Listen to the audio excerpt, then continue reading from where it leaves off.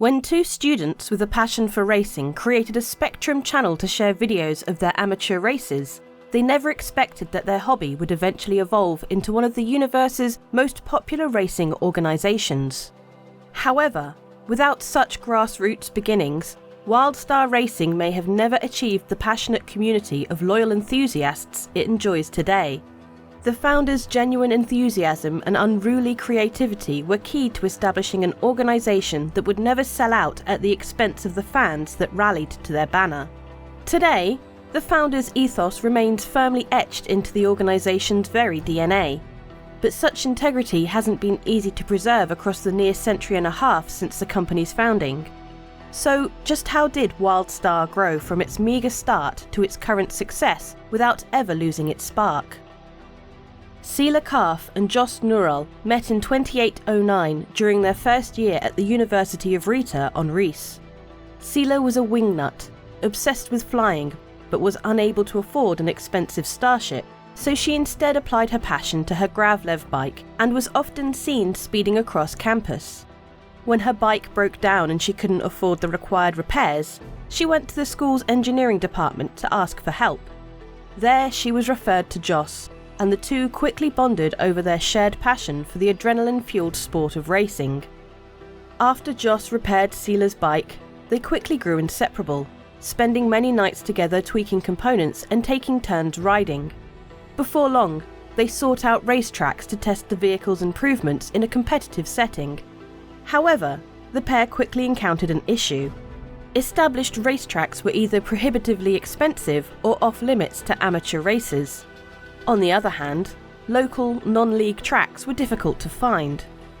In 2811, after a few months of struggling to find racing venues, Sela and Jos began to realise that there were a lot of enthusiasts out there that, like them, were simply looking for ways to pursue their passion but didn't have the money or corporate backing to enter a professional circuit. They decided to create a Spectrum channel where they could share information about these hard-to-find tracks and started to track race times among enthusiasts. Named Wildstar after Sela's beloved bike, the channel was launched with a half-dozen vids of time trials taken at their favourite local racing sites and included directions on how others could join in on the fun.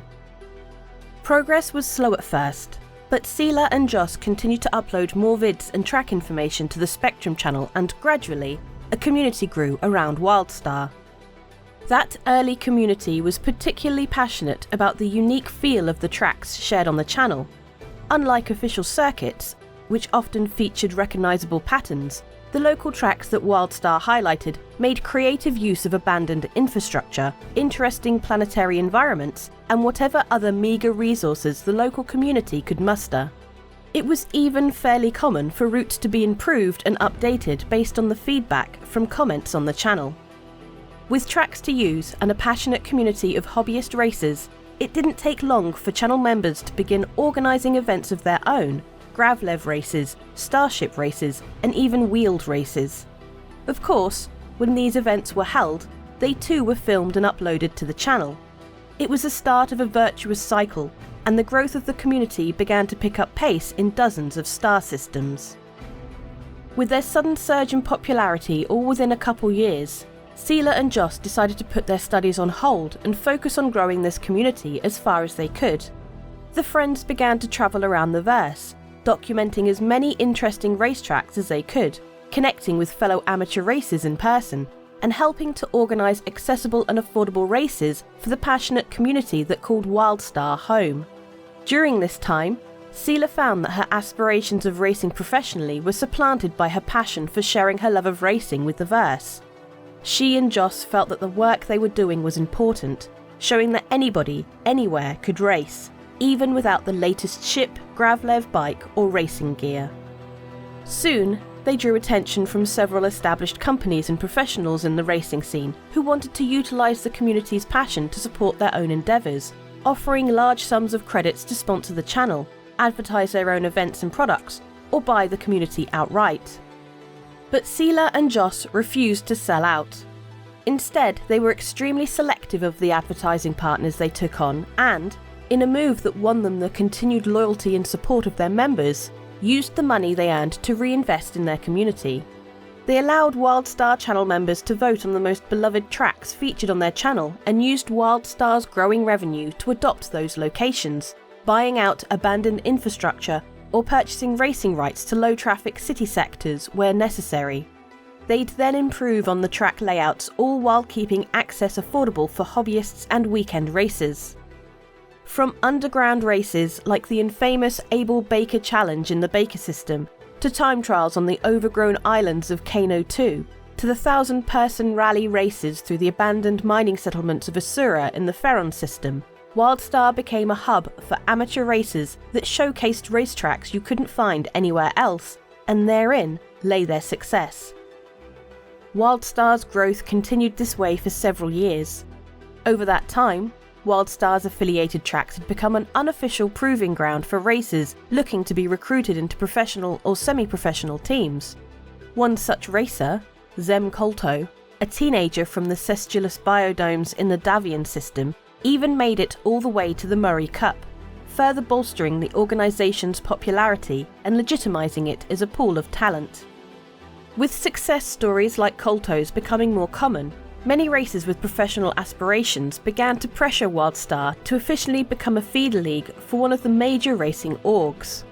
Here again, Sela and Joss made a critical decision. While affiliating with an existing league would expand their audience and provide them with all the infrastructure they needed to support future growth, the duo decided to forego this path. Instead, in 28-17, they chose to incorporate their own independent racing league. Rather than leaving races to be organised solely by members, Sela and Joe expanded their organisation's purview to directly manage racing events and schedule amateur competitions. Wildstar, once just a small community Spectrum channel, became Wildstar Racing. Sela and Joss feared the move might disappoint their audience, but felt they had to stay true to the organisation's roots. When the news was announced, they were surprised at the huge outpouring of support from their community. Though some of the aspiring professionals in their audience were disappointed that Wildstar didn't become the feeder league they were hoping for, the core of their fan base was still comprised of hobbyists and enthusiasts, and they were elated that even with all Wildstar's success, the organisation still put them first. Without the support of an existing league, Wildstar forwent directly managing tracks and instead adopted a more distributed structure in which individual tracks or racing clubs would manage themselves, with the central organisation serving to support these many partners with logistics and funds to improve infrastructure. While this management style may have limited their profits, it helped the organisation remain true to its amateur spirit. It's been over a century since Wildstar Racing's early days. Today, it's clear to see that Sela and Joss's bold decisions have paid off. In a recent interview, Wildstar Racing's current president, Tosco Nunar, attributed the brand's continued success to their genuine enthusiasm for racing as a sport rather than a business. Though not as prestigious as other mainstay leagues, Wildstar Racing remains the most popular amateur racing league in the verse, with a community of fans whose engagement rivals any of those larger organisations. Today, they continue to grow, with recent expansions throughout the UAE and beyond. As a professional league, Wildstar would likely be restricted from establishing tracks in as tempestuous of a system as Pyro, but as an independent organisation, well, President Nunar puts it best. Wildstar goes where the people are. We don't care who they are or what they do. If they want to race, we'll make it happen. With such driving intent behind its work, it's no surprise at all that Wildstar Racing continues to enjoy the success and support that has followed it since the organisation's founding. The Tobii Eye Tracker 5 is on sale until the 3rd of January 2025. You can get 20% off now. It gives you natively supported high-precision head and eye tracking in Star Citizen, and it is absolutely awesome for deeper immersion, for combat, for a whole range of stuff as long as you use it. Go to tobii.gg/BoredGamer or use the links below to get that discount and help the channel. Ho, ho, ho. Hey there, Timmy. No, that's Northern Claus. No, Timmy, I am normal Santa with presents for you. You're really a normal Santa? Yes, why would I lie about that? I'll have the one on the left. There you go, Timmy. Open your lovely box of spiders. I hate spiders! So do I, Timmy. That's why I would have picked the other box, which was full of NordVPN. Ho, ho, ho. Use the links below to get nordvpn.com/BoredGamer and help protect yourself online, but also give you better accessibility. It should be part of your Christmassy toolbox. Merry Nordmas, one and all. Every month we give away a Star Citizenship, and December is no different. We're giving away a Starlancer Max, the new super freelancer by MISC. This allows you to do a little bit of everything in the verse. It's great multi-role ship, multi-mission ship, and multi-crew. It's flyable in-game right now as well. All you need to do to be in for a chance of winning that is comment on any of my videos made during December. That engagement helps the channel. Something else that helps the channel is liking, subscribing, commenting, sharing these videos. Thank you very much to the people that have gone the extra mile by clicking the join button or becoming Patreons. That really helps the channel so much. There'll occasionally be some exclusive content going up there. It'll be like Zin and I playing an escape room. So thank you so much, and feel free to join those lovely people by clicking on the join button or the Patreon link under the videos. Thank you so much for watching, and I hope you have a great ho ho ho Nordmas!